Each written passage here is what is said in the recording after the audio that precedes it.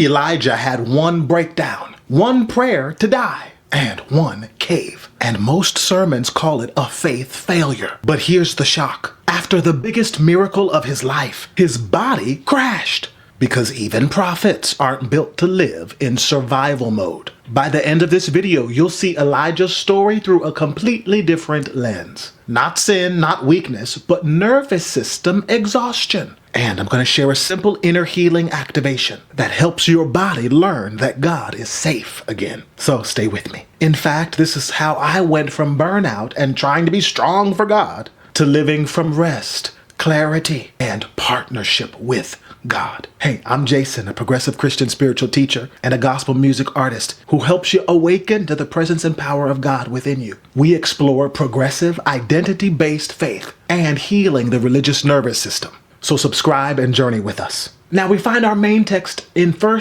Kings, that's in the Old Testament, chapter 19, verses 3 to 8. I'm going to read from the Amplified version today, because it actually gives greater insight sometimes into what some words mean. Let's start at verse 1. Ahab told Jezebel all that Elijah had done, and how he had slain all the prophets of Baal with the sword.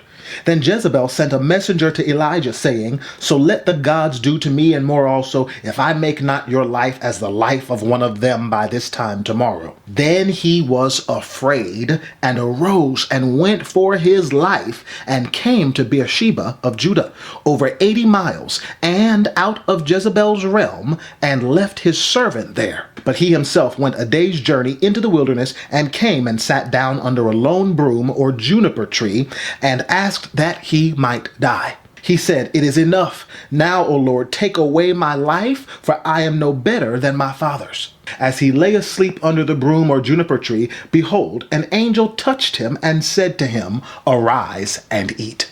He looked, and behold, there was a cake baked on the coals, and a bottle of water at his head. And he ate and drank, and lay down again. The angel of the Lord came the second time, and touched him, and said, "Arise and eat, for the journey is too great for you." So he arose, and ate, and drank, and went in the strength of that food 40 days and nights, to Horeb, the mount of God. Let's continue. Verse 9. There he came to a cave, and lodged in it. And behold, the word of the Lord came to him. And he said to him, "What are you doing here, Elijah?"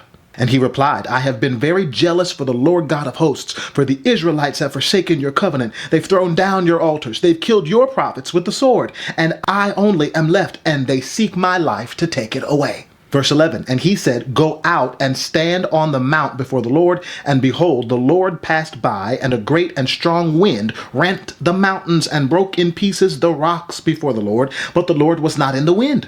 And after the wind, an earthquake, but the Lord was not in the earthquake. And after the earthquake, a fire, but the Lord was not in the fire. And after the fire, a sound of gentle stillness, and a still small voice. Verse 13, and when Elijah heard the voice, he wrapped his face in his mantle, and went out and stood in the entrance of the cave. And behold, there came a voice to him, and said, "What are you doing here, Elijah?" He said, "I have been very jealous for the Lord God of hosts, because the Israelites have forsaken your covenant, thrown down your altars, and slain your prophets with the sword. And I only am left, and they seek my life to destroy it." Verse 15, and the Lord said to him, "Go, return on your way to the wilderness of Damascus.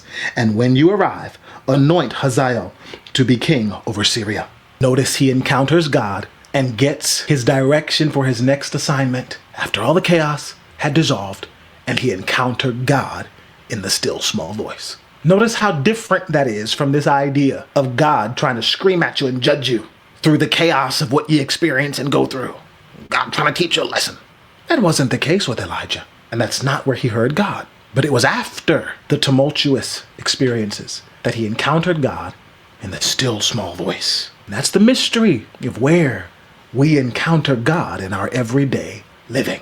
And did you notice what God didn't say? God didn't rebuke him. God didn't preach at him with an accusatory voice. God fed him through an angel. Let's look at 3 points real quickly before we go further. Number 1, right at the end of the chapter before, in chapter 18, Elijah had just outran chariots in supernatural strength. Then at the beginning of this chapter, he had faced Jezebel, which led to an extreme stress response inside of Elijah. Number 2, God doesn't respond to Elijah with correction and telling him he doesn't have enough faith. God responds by acknowledging that Elijah needs sleep, some food, some rest, and a touch. And number 3, God speaks only after Elijah is restored, after his body is restored. And it was through the still small voice. So we can see from this that even God, even heaven, treated this response in Elijah as trauma, not as this inherent sin. You see, here's the lie that we inherited, that burnout means you're failing God. That's a false belief we've got to dissolve. You may have been taught that if you're tired, just pray harder. Or that if you're depressed, you just gotta have more faith. Or that if you're overwhelmed, you just gotta try even harder for God. But Elijah collapses. And what does God do? Provide bread and space for him to rest. I mean, there are some traditions who'll literally look at Elijah and say, see, he shouldn't have lost faith. But scripture does not show God correcting Elijah's theology here. God literally gives Elijah the space to stabilize. And sometimes you and I, when you're going through stuff, we need to create space to stabilize. We need to enter the space where inner stability can have its way. Sometimes you just got to go rest. Even Psalm 23 says, he makes me lie down in green pastures. He restores my soul. Jesus said in Matthew 11:28, come to me and I will give you rest. So if you're weary, there is rest for you in your spiritual communion, in your spiritual awakening. There is that which you shall produce, but that's also balanced with the rest. It was Audre Lorde who said, caring for myself is not self-indulgence, it is self-preservation. And actually that's reflected in this story. The divine supports that. So what if your spiritual struggle is actually nervous system overload? It's an invitation to enter the rest. Listen, if this kind of Bible reframing is helping you heal your relationship with God, you'll love my book, Reimagine God. It walks step by step through breaking fear-based theology and rebuilding identity-based faith. You can grab the paperback, the audiobook, and the ebook bundle below at reimaginegodnow.com. Now, not only does this story help us dissolve that lie that we inherited about burnout, meaning you're a failure. No, it's an invitation for divine realignment. But this also shows us how God heals bodies and nervous systems, oftentimes before speaking direction to the soul. This is wild when we see it. God doesn't give Elijah instructions for the next divine assignment for his life until Elijah is first internally regulated, until he's found his inner stability.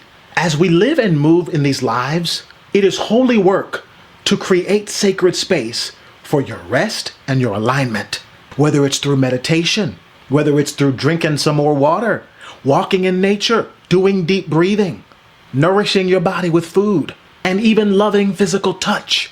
These things are divine self-care that restabilize you and are fuel to help you continue on with the great assignment upon your life. Sleep, food, water, deep breathing, touch, that's self-care. That's trauma healing. Because when you're in fight or flight mode, you literally can't hear God clearly. I used to think God was silent during my burnout season, but really my nervous system was too excited and too loud to hear love. And I got you. 2 Timothy 1:7 shows us that God has not given us a spirit of fear and anxiousness, but of power, divine ability, love, and a sound mind. What is that sound mind? One regulated by the Spirit that has had the opportunity to align. And even Romans 8 talks about the peace of the Spirit that leads us forward. You've heard me say it. Howard Thurman wrote, there is something in every one of you that waits and listens for the sound of the genuine. That's that place where your spirit knows that it's hearing a life-giving truth that resonates with you. But if you're in survival mode, we can't hear that as easily. Fear shouts, but God, who is love, oftentimes whispers through the still small voice. And this leads us to the prophetic rhythm that is oftentimes missed. This prophetic rhythm of rest, centeredness, alignment, then revelation and assignment. Rest, then revelation. Alignment, then assignment. And this is a repeated cycle. Rest, then revelation. Alignment, then assignment. Rest and revelation, alignment and assignment. This becomes a pattern that we begin to realign with, that modifies the steps we take in life, that adjusts the actions we take. Notice the order. Rest first, then the divine whisper. Have you experienced that even while you're sleeping and you wake up and there is a theme or a word or a song or a message that's stirring in your consciousness in that still small voice. So many times this is divine leading, helping us to know what to do, which way to go as you're coming out of that rest. Now, sometimes the inner voice has been trained along negative fear-based lines, and learning to reorient the inner conversation to align with the voice of good, the voice of God, the voice of love and faith is our inner work that we're doing here today, so that the voice we perceive reflects the divine leading. Notice in Elijah's story, it wasn't in the fire, it wasn't in the earthquake, it wasn't in the wind that God was speaking. Although those aspects represented the chaos and the tumultuous experiences of life that religious minds might ascribe to the judgment of God. Notice in this story with Elijah, that's not what the chaos represented. If anything, the chaos was a metaphysical manifestation of the tumultuous emotions occurring in Elijah. But in order for Elijah to align with the prophetic assignment for his life again, he just had to rest and then perceive the still small voice and not mistake the voice of God for the chaos around him. And this is the word for us. When you return to your center and your calm, you can perceive better. Now, the heightened emotions serve their purpose too, because oftentimes they get you into motion. But this cycle, remember, serves a purpose. Even Jesus withdrew constantly to rest. And that's how he acquired more power to demonstrate in that state of rest. Mark 6, where it says, "Come away and rest." And one of my favorite passages in Isaiah chapter 30 and verse 15. "In quietness and confidence shall be your strength," or "in quietness and trust is your strength." Yes, Dr. Martin Luther King Jr. framed it like this. Peace is not merely the absence of tension. It is the presence of justice. So as you move in the world and you align with that inner voice that respects your humanity and calls you forward into a divine mission, know that it includes a realignment of social systems to reflect beloved community and well-being for all. We see this through the highest workings of spirit. As Jesus prayed, "Thy kingdom come, thy will be done on earth as it is in heaven." Heaven is the place of blessing. It's the place of love. It's the place of goodness. It's the place of dreams fulfilled. It's the place of pleasure and bliss and goodness and happiness. It's the place of love, joy, peace, abundance, streets of gold, wishes fulfilled.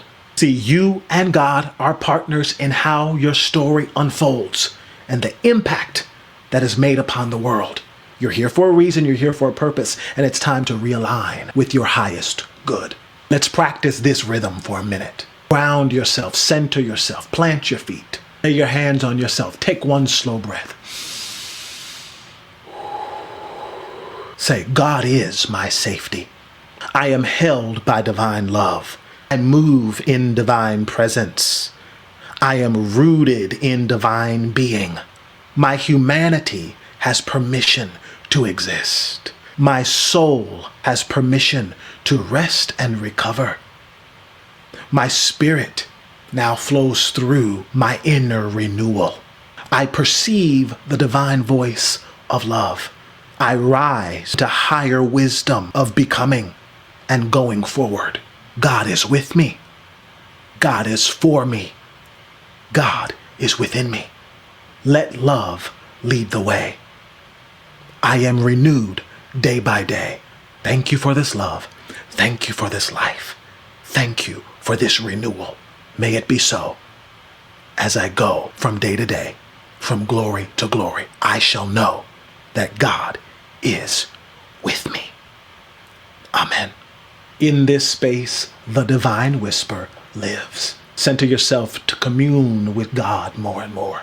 Let love lead you. Let faith empower you. If this message is helping you rewire fear-based faith and rediscover God as safe, loving, and empowering, my book, Reimagine God, is for you. Whether you have it in your hands or are searching on your device for your favorite parts or listening to it in your ear for easier consumption, the bundle is linked below and you can start experiencing it before you go to bed tonight. ReimagineGodNow.com. It's basically this whole journey in depth, healing your theology, your identity, and your life.